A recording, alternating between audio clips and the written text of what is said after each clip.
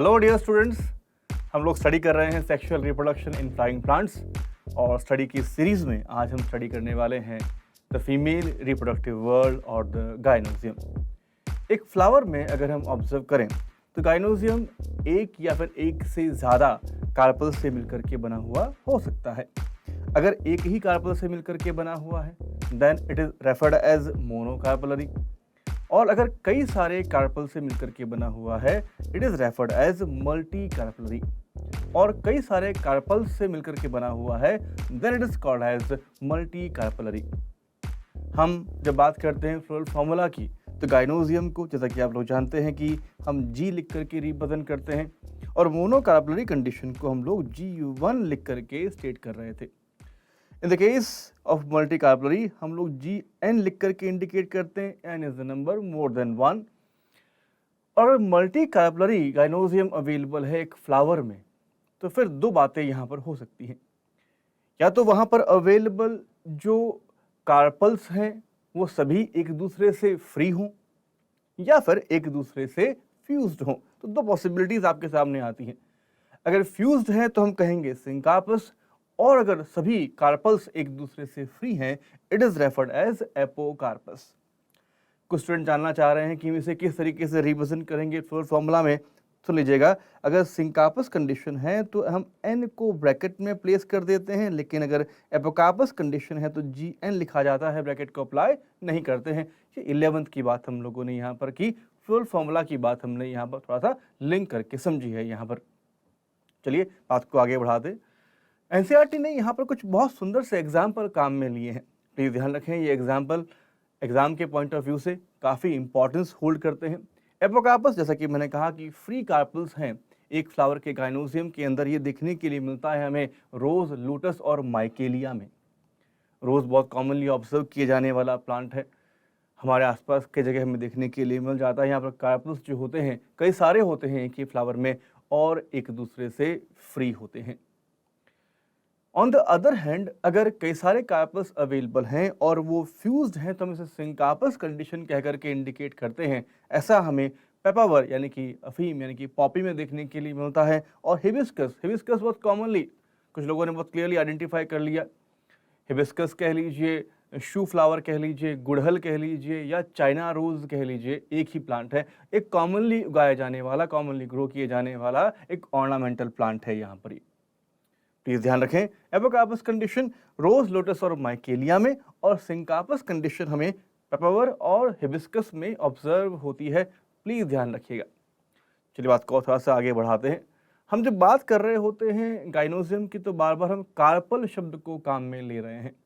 एक कार्पल को हम देखें तो कार्पल में हमें मेनली 3 पार्ट्स देखने के लिए मिलते हैं। सबसे ऊपर की ओर अवेलेबल है स्टिग्मा। स्टिग्मा वो एरिया है जहाँ पर कि पोलन ग्रेन लैंड करते हैं। पोलन ग्रेन यहाँ पर पहुँचते हैं, न्यूट्रिशन लेते हैं स्टिग्मा से, और फिर यहाँ पर पोलन ग्रेन का जर्मिनेशन होता है। हम ये बात समझ चुके हैं प्रीवियस कुछ लेक्चर्स के अंदर। इसके ठीक नीचे की ओर हमें एक long, slender, narrow tubular structure देखने के लिए मिल रही होती है, referred as style. Pollen tube इसी के थ्रू पास हो रही होती है जब वो आगे बढ़ती है। हम नीचे की ओर देखें तो हमें नीचे बेस में एक फूला हुआ पार्ट देखने के लिए मिलता है, रेफर्ड एज ओवरी। ओवरी के अंदर हम देखें तो हमें ओव्यूल ऑब्जर्व होते हैं। अगर हम बात करें फर्दर डेवलपमेंट की, अपॉन मैच्योरिटी, आफ्टर फर्टिलाइजेशन हम अगर ऑब्जर्व करें तो ओवरी जो है वो फ्रूट का फॉर्मेशन करती है, और जो ओव्यूल होते हैं ये ओव्यूल फॉर्म कर देते हैं सीड को। तो मैं कह सकता हूँ कि फ्रूट के अंदर सीड का नंबर उस ओवरी में अवेलेबल ओव्यूल के नंबर से कोरिलेट होता है जिससे कि फ्रूट का फॉर्मेशन हुआ है। हम अगर बात करें वीट की, पैडी की, सोरगम, बार्ले, मैंगो, इनका अगर मैं एग्जांपल लूँ तो यहाँ पर आप लोग जानते ही हैं कि हमें एक ही सीड देखने के लिए मिलता है एक फ्रूट के अंदर। मैंगो में आप सभी ने ऑब्जर्व किया है कि मैंगो के अंदर एक ही हमें सीड ऑब्जर्व होता है। तो ये इंडिकेट कर देने के लिए काफ़ी है कि मैंगो की ओवरी के अंदर हमें एक ही ओव्यूल ऑब्जर्व होता है। लेकिन दूसरी ओर हम ऑब्जर्व करें हमारे रूटीन लाइफ के अंदर, पपाया है, वाटरमेलन है, मस्क मेलन है, ऐसे कई सारे एग्जाम्पल है जो कि रूटीन में हम लोग कई बार कंज्यूम कर रहे होते हैं। टमाटर का एग्जाम्पल भी यहाँ पर लिया जा सकता है, ब्रिंजल का एग्जाम्पल भी मैं यहाँ पर ऐड कर सकता हूँ। हम देखें वहाँ पर तो कई सारे सीड हमें एक ही फ्रूट में ऑब्जर्व हो रहे होते हैं। हाँ, ऑर्किड के फ्रूट को हम लोग कंज्यूम नहीं करते, पर ध्यान रखें कि ऑर्किड के फ्रूट में भी कई सारे ओव्यूल्स प्रेजेंट होते हैं, ऑर्किड के फ्रूट में भी कई सारे सीड्स प्रेजेंट होते हैं। ये इंडिकेट कर देने के लिए काफ़ी है कि उसके ओवरी में कई सारे ओव्यूल प्रेजेंट थे। दूसरी ओर अगर हम देखें यहाँ पर तो फ्रूट के फॉर्मेशन में यहाँ पर ओवरी की वॉल भी एक की रोल प्ले करती है। ओवरी की वॉल मैच्योरिटी आने पर फ्रूट के फॉर्मेशन के वक्त ये फ्रूट के वॉल फॉर्मेशन से कंसर्न है। तो फ्रूट की जो वॉल्स होती हैं, एपिकार्प, मेसोकार्प और एंडोकार्प, इसका फॉर्मेशन जो है ओवेरियन वॉल से होता है। ओवेरियन वॉल और ओव्यूल के बीच में अगर आप ऑब्जर्व करें तो एक वैकेंट स्पेस है, रेफर्ड एज लॉक्यूल। हाँ मुकुंद, क्या जानना चाहते हैं? मुकुंद ने बड़ा सुंदर सा प्रश्न पूछा है। मुकुंद जानना चाहते हैं कि जो स्टिग्मा है यहाँ पर अवेलेबल जो सेल्स है उनकी प्लॉइडी क्या होगी। Very beautiful one. हम अगर ऑब्जर्व करें तो हमने 11th स्टैंडर्ड में बात समझी है कि जो एंजियोस्पर्म्स होते हैं उनकी मेन प्लांट बॉडी जो है वो स्पोरोफाइटिक होती है, डिप्लॉयड होती है, यानी कि स्टिग्मा का जो टिश्यू है वो डिप्लॉयड है। स्टाइल जो है वो भी डिप्लॉयड है। इसी सीरीज में ध्यान रखेंगे हम कि स्टाइल जो है वो भी डिप्लॉयड है और ओवरी जो है वो भी डिप्लॉयड ही होती है।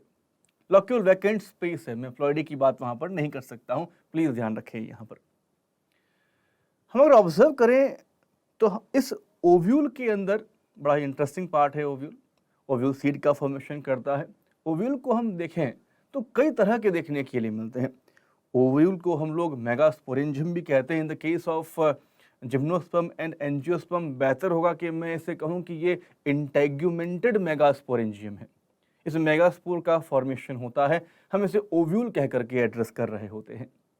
If you observe the structure, यहाँ पर एक मेन बॉडी है ओव्यूल की जो कि जुड़ी हुई होती है ओवरी की वॉल से at the point called as placenta by the help of funicle. तो body of ovule is associated to ovarian wall at placenta with the help of funicle, which is stalk-like structure or the funiculus. जहां पर body of ovule funicle से आकर के fuse करता है, हम उसे हाइलम कह करके एड्रेस करते हैं। आप यहाँ पर देखें तो वेस्कुलर टिश्यू का एक स्ट्रैंड भी नीचे से ऊपर की ओर आगे बढ़ता है। प्लीज ध्यान रखें, वेस्कुलर टिश्यू की प्रेजेंस जरूरी है।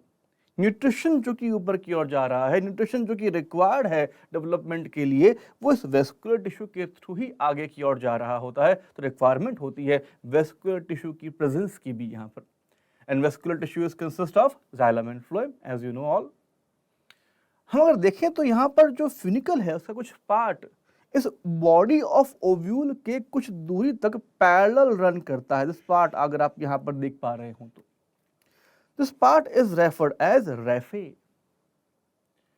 जो आप ओव्यूल देख रहे हैं 80% ऑफ एंजियोस्पर्म में आपको ऐसा ही देखने के लिए मिलता है। मोस्ट कॉमनली अकरिंग ओव्यूल है ये, रेफर्ड एज एनाट्रोपस ओव्यूल और रेजुपिनेट ओव्यूल और इन्वर्टेड ओव्यूल। यहाँ पर जो बॉडी है ओव्यूल की वो इन्वर्टेड है, नीचे की ओर झुकी हुई है। जो बेस है ओव्यूल का इसी वजह से ऊपर की ओर देखने के लिए मिलता है, रेफर्ड एज चलाजा। और ठीक इसके अपोजिट नीचे की ओर एक ओपनिंग जैसे आप देख पा रहे होंगे, कॉल्ड एज माइक्रोपाइल। ये माइक्रोपाइल वही जगह है जिसके थ्रू पोलन ट्यूब अंदर की ओर पहुंचती है, एंट्री कर रही होती है। हम अगर ओव्यूल के और पार्ट्स को देखें, हम देख सकते हैं कि सबसे बाहर की ओर यहाँ पर आउटर इंटेग्यूमेंट अवेलेबल है। आउटर इंटेग्यूमेंट जो है वो अंदर की ओर अवेलेबल इनर इंटेग्यूमेंट को कवर करता है, और इनर इंटेग्यूमेंट के ठीक अंदर की ओर अवेलेबल है एक टिश्यू जिसे हम लोग न्यूसेलस कहते हैं। ये मेगास्पोरेंजियम को रिप्रेजेंट कर रहा है। यहाँ पर बाहर की ओर इंटेग्यूमेंट आ गए तो हम कहेंगे इसे integumented megasporangium. The ovule is integumented megasporangium. Nucellus की जो सेल्स होती हैं वो डिप्लॉयड हैं, इंटेग्यूमेंट ये भी डिप्लॉयड ही होती हैं। चलाज़ा की जो सेल्स हैं वो भी डिप्लॉयड हैं, रैफे भी डिप्लॉयड हैं, ये आप जानना चाह रहे हैं। काफ़ी सारे स्टूडेंट्स ने अभी चैट बॉक्स में लिखा है कि डिप्लॉयड ही क्या होती है, इनकी ध्यान रखें, इससे भी डिप्लॉयड है। जो न्यूक्लियस की सेल होती है, आगे हम पढ़ेंगे इसके डेवलपमेंट को, हालांकि आप चाहें तो अभी स्ट्रक्चर को देख सकते हैं, इसके डेवलपमेंट किस तरीके से होता है बाद में बात करेंगे हम लोग इसके बारे में। हम अगर यहाँ पर देखें तो अंदर की ओर एक एम्ब्रियो सैक अवेलेबल है। डेवलप किस तरीके से होता है आगे हम बात करेंगे इसके बारे में। पर एम्ब्रियो सैक या कह लीजिए फीमेल गैमेटोफाइट, इसे हम यहाँ पर फीमेल गैमेटोफाइट कहते हैं। हिमांशी ने बड़ा अच्छा प्रश्न पूछा। यहाँ पर हिमांशी जानना चाहती है कि ये एम्ब्रियो सैक वर्ड हम लोग फीमेल गैमेटोफाइट को यहाँ पर काम में लेते हैं, जिम्नोस्पर्म में क्या है? जिम्नोस्पर्म्स के अंदर हम एंडोस्पर्म टर्म काम में लेते हैं फीमेल गैमेटोफाइट के लिए। और याद रखें दोनों ही जो है वो हैप्लॉइड किस्म के होते हैं। एम्ब्रियो सैक जो है वो हैप्लॉइड है, फीमेल गैमेटोफाइट है। If you observe this embryo sac, ये कई सारी सेल्स से मिलकर के बना हुआ है। आप ऊपर की ओर देखें तो एंटीपोडल्स हैं जो कि सेंट्रल सेल के अंदर अवेलेबल हैं। सेंट्रल सेल के अंदर 2 पोलर न्यूक्लियाई हमें देखने के लिए मिल जाते हैं। और आप माइक्रोपाइलर एंड की ओर देखें तो यहाँ पर एग सेल अवेलेबल है, साथ में 2 फ्लैंक करती हुई सिनर्जिड्स यहाँ पर प्रेजेंट होती हैं जो कि मिलकर के फॉर्म कर रही हैं एग अपरेटस को। और इन्हीं सिनर्जिड्स के अंदर पोलन ट्यूब को रिसीव करने के लिए, पोलन ट्यूब को लेने के लिए यहाँ पर फिलीफॉर्म अपरेटस प्रेजेंट होता है। इतना क्लियरली आप लोग शायद नहीं देख पा रहे होंगे, तो थोड़ा सा और इसे इनलार्ज करके अब आप ऑब्जर्व करते हैं, देखते हैं कि ये किस तरह का होता है।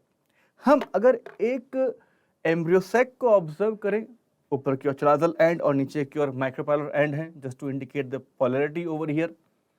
हम अगर ऑब्जर्व करें यहाँ पर तो ऊपर की ओर टुवर्ड द चलाजल एंड हमें ऑब्जर्व होती हैं 3 एंटीपोडल्स जो एक सेंट्रल सेल के अंदर अवेलेबल हैं। और सेंट्रल सेल में सेंटर में 2 हमें पोलर न्यूक्लियाई ऑब्जर्व होते हैं। ध्यान रखें एम्ब्रियो सैक है और एम्ब्रियो सैक की हर एक सेल जो है वो हैप्लॉइड होती है। गैमेटोफाइटिक जनरेशन को हम यहाँ पर एसोसिएट करते हुए देख सकते हैं। यहाँ हम गैमेटोफाइटिक जनरेशन को ऑब्जर्व कर सकते हैं। नीचे की ओर देखें माइक्रोपाइलर एंड की ओर तो एक एग सेल अवेलेबल है जो कि अपने पास में अवेलेबल दोनों ही सिनर्जिड से बड़ी होती है। और सिनर्जिड्स और एग सेल मिलकर के फॉर्म कर देते हैं एग अपरेटस को। यहाँ पर भी आप फिलीफॉर्म अपरेटस को क्लियरली विजुलाइज कर सकते हैं जो कि पोलन ट्यूब को रिसीव करने के लिए यहाँ पर प्रेजेंट होते हैं। यहाँ पर आप सेल्स को काउंट करें तो 1 2 3 4 5 6 एंड 7 सेल्स यहाँ पर अवेलेबल हैं और 8 न्यूक्लियाई आप यहाँ पर ऑब्जर्व कर सकते हैं। तो मैच्योर एम्ब्रियो सैक और the female gametophyte of angiosperm is consist of 7 cells and 8 nuclei. चलिए हम अगर बात करें वापस से कुछ केसेस में अवेलेबल इंटेगुमेंट की, इन द केस ऑफ लीची आप ऑब्जर्व करेंगे तो आपको एक एक्स्ट्रा इंटेगुमेंट देखने के लिए मिलता है कॉल्ड एज एरल और द थर्ड इंटेगुमेंट। यही बाद में एक थर्ड सीड कोट का भी फॉर्मेशन कर रहा होता है। लीची का एग्जाम्पल मैं यहाँ पर ले सकता हूँ। लीची को आप यहाँ पर देखें तो सबसे बाहर की ओर आपको पेरिकार्प यानी कि फुट वॉल देखने के लिए मिलती है और सबसे अंदर की ओर अवेलेबल है ये सीड। लेकिन सीड जो है वो एडिबल नहीं है, ध्यान दीजिएगा। यहाँ पर जो एडिबल पार्ट है वो थर्ड इंटेगुमेंट है, यहाँ पर एडिबल पार्ट जो है वो एरल है। एग्जाम में आया हुआ है, प्लीज ध्यान रखें इसके बारे में। हालांकि आप इसके बारे में फ्रूट कैटेगरी के अंदर भी स्टडी कर चुके हैं। कुछ प्लांट्स के अंदर फॉर एग्जाम्पल हम बात करें कैस्टर की, अरंडी की अगर हम बात करें, रेसिनस कम्युनिस की अगर हम बात करें तो वहां पर हमें कैरेंकल नाम की स्ट्रक्चर देखने के लिए मिलती है। आउटर इंटेगुमेंट माइक्रोपाइल के आसपास अवेलेबल जो इंटेगुमेंट है वो प्रोलिफरेट करता है, ग्रोथ करता है और ग्रोथ करके माइक्रोपाइल के आसपास एक टिश्यू का फॉर्मेशन कर देता है रेफर्ड एज कैरेंकल और द स्ट्राफियोल। ये शुगर से भरा हुआ है, शुगरी है, मीठा है और मीठा है तो बट ऑब्वियसली चींटियों को अट्रैक्ट करता है। चींटियाँ आती हैं फूड की तलाश में और फूड के लेने के चक्कर में या फूड को लेने के प्रयास में वो यहाँ पर अवेलेबल जो सीड है उसका डिस्पर्सल करती हैं, साथ ले जाएंगी सीड को फूड अपना फूड समझते हुए, तो वो इसे फूड समझते हुए ले जाती हैं और इस तरीके से वो फूड अपने सीड का इस तरीके से वो सीड का डिस्पर्सल कर रही होती है। इसे हम लोग मर्मेकोकोरी कह करके एड्रेस करते हैं। चींटियों से होने वाला dispersal of the seed is referred as myrmecochory. चलिए, जो आप लोगों ने अभी तक स्टडी किया है उस पर बेस कुछ क्वेश्चन सॉल्व कर लेते हैं। हालांकि ज़्यादा क्वेश्चंस बच्चों ने पूछे नहीं हैं, 2-3 क्वेश्चन आए थे, हमने उनको एड्रेस कर दिया है। आई होप बात समझ में आ रही होगी आप सभी के। यहाँ पर बेस कुछ क्वेश्चन सॉल्व कर लेते हैं। चलिए, वेरी फर्स्ट क्वेश्चन, आप सभी आंसर देंगे। अब आपने प्रश्न पूछे थे, अब मैं आपसे प्रश्न पूछ रहा हूं, what would be the ploidy of the cells of nucellus? ध्यान रखें, the ploidy will be diploid. बिल्कुल सही बात, हम अभी डिस्कस कर चुके हैं इसके बारे में। Question number 2 states that select the odd one. इन चारों में से अलग कौन है? देखिए, अगर मैं प्लॉइडी की बात करूं तो पोलन ग्रीन भी हैप्लॉइड है, ये भी हैप्लॉइड है, ये भी हैप्लॉइड है और ये भी हैप्लॉइड है।